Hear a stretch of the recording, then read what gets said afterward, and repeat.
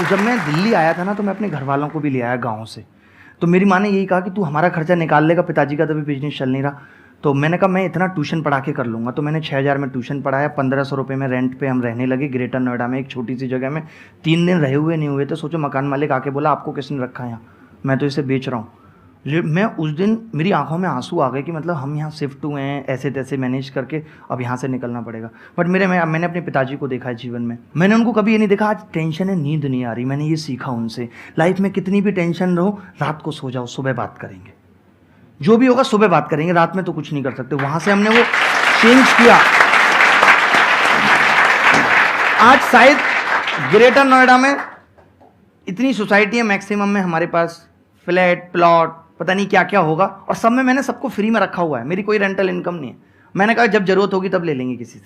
Sir आपके घर के बाहर ये सारे पहुंच जाएंगे। ग्रेटर नोएडा में ये था कि भाई नहीं, एक मिनट सर, मेरे को काफी इंटरेस्टिंग लग रहा है। आप ये कह रहे हैं ग्रेटर नोएडा में आपके फ्लैट्स हैं और वहां पे लोग रह रहे हैं, लेकिन आप उनसे रेंट नहीं लेते? रेंट नहीं ले रहे, मतलब अभी देने भी कोई आता है, जैसे शुरुआत हुई अभी जैसे एक नया लिया तो मैं कहता हूँ कि जरूरत होगी तब ले लेंगे, अभी आप रख लो, आप अपना काम चलाओ। और ऐसे कितने आपके 2,000 5,000 10,000 कितने फ्लैट्स हैं? तो मतलब इतने फ्लैट्स नहीं है, बेसिकली मेरे पास विलाज ही है सारी। अच्छा सर थोड़ा बहुत हंसी मजाक चलेगा ना, प्लीज बुरा मत मानना। हाँ मैं कंफर्टेबल हो गया, मतलब मुझे हंसी मजाक बहुत पसंद है। मुझे लगता है कि जीवन में ऐसा नहीं कि सीरियस दिखना जरूरी नहीं है कुछ भी करने के लिए, आप अपने काम के प्रति सीरियस रहो, लेकिन ये नहीं कि मैं हाथ भी हिलाऊंगा ऐसे कर। तो जब हमने ये शुरुआत की, हम दिल्ली आ गए भाई, हमने पढ़ाना भी शुरू किया। हमने 2013 में किताब लिखी, और पिताजी बोले किताब लिख रहा हूं मैं, करोड़ों रुपए कमाएंगे।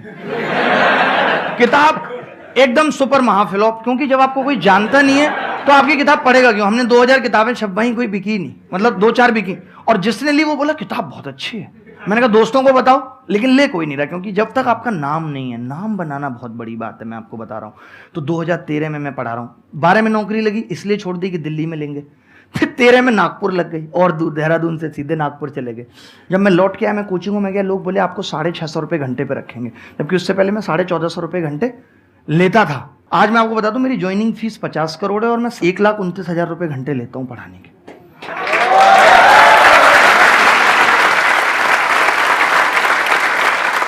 मेरे को थोड़ा झटका लगा है, तो मैं थोड़ा समझना चाहूंगा। आप क्या कह रहे हैं, मेरी ज्वाइनिंग फीस 50 करोड़ रुपए है? मैं अभी कहीं पढ़ा रहा हूं, कहीं काम कर रहा हूं, आप आगे बोलो कि यार अब आप हमारे यहाँ आ जाओ वहां से छोड़ के सब कुछ, तो मैं 50 करोड़ डिमांड करूँ। कराए मैंने भी कल परसों किसी को।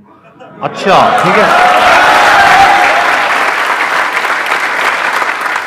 2017 में मुझे ऐसा लगता है कि एक नॉर्मल मेंटेलिटी के हिसाब से मुझे टूट जाना चाहिए था। मुझे खुद लगता है कि मैं क्यों नहीं टूटा, बट मुझे टूट जाना चाहिए, क्योंकि आप सरकारी नौकरी छोड़ चुके हो, यू हैव नो ऑप्शन भी, आपके पास कुछ नहीं है। पढ़ाने में आप ऑलरेडी एक बार फ्लॉप हो चुके हो, आप फिर दोबारा कैसे उस जगह आ सकते हो जहां आपके पास इस्टेब्लिशमेंट का भी पैसा नहीं है।